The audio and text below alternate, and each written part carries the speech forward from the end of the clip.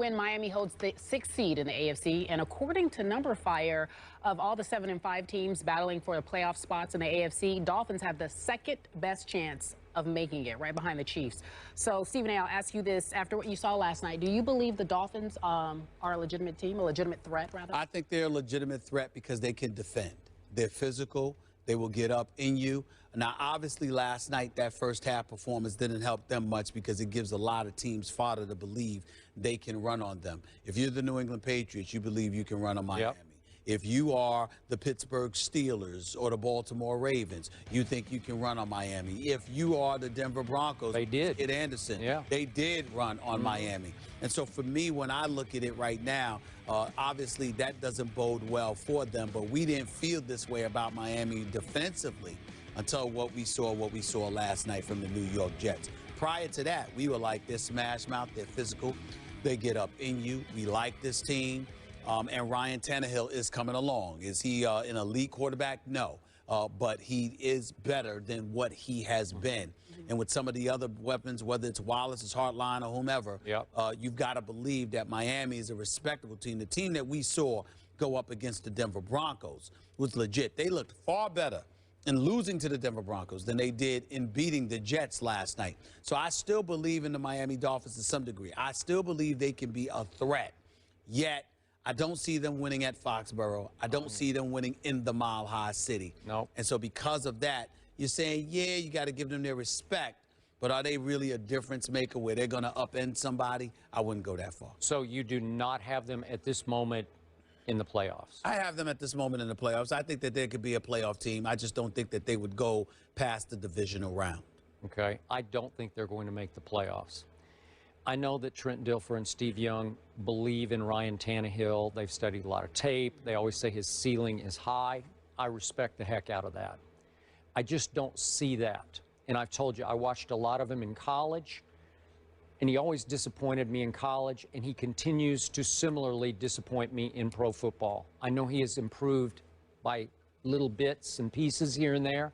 I thought at least it was big for his psyche and his confidence that he did pull off a quote-unquote comeback, albeit against the Jets last night, but he pulled it off, and I'm sure he feels a lot better about himself. I'm just not sold he's the long-term answer for the Miami Dolphins, and I'm not sure they're sold either because they've gone back and forth at various points earlier this year about whether they should even keep playing Ryan Tannehill.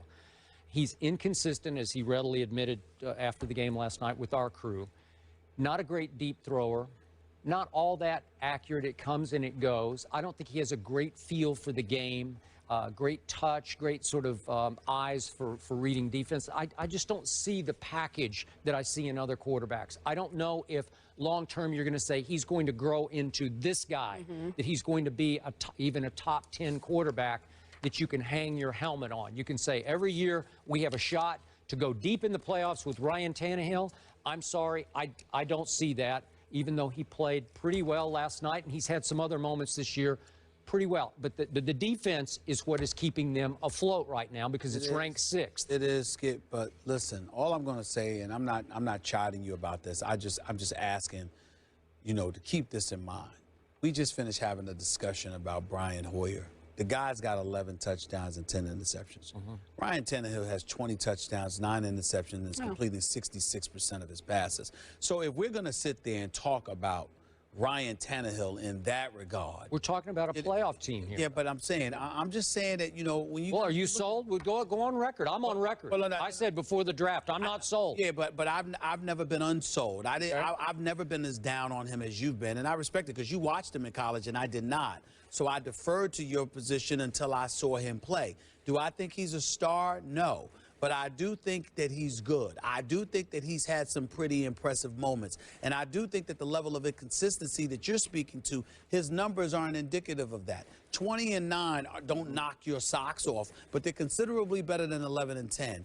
66% of his completion percentage is considerably better than a guy complete 51% of his passes. I'm simply saying that Ryan Tannehill, you know what Ryan Tannehill, the best way to put it, Skip, is? Remember when the Jets had the #1 defense and the #1 rushing attack, and Mark Sanchez was sort of a game manager.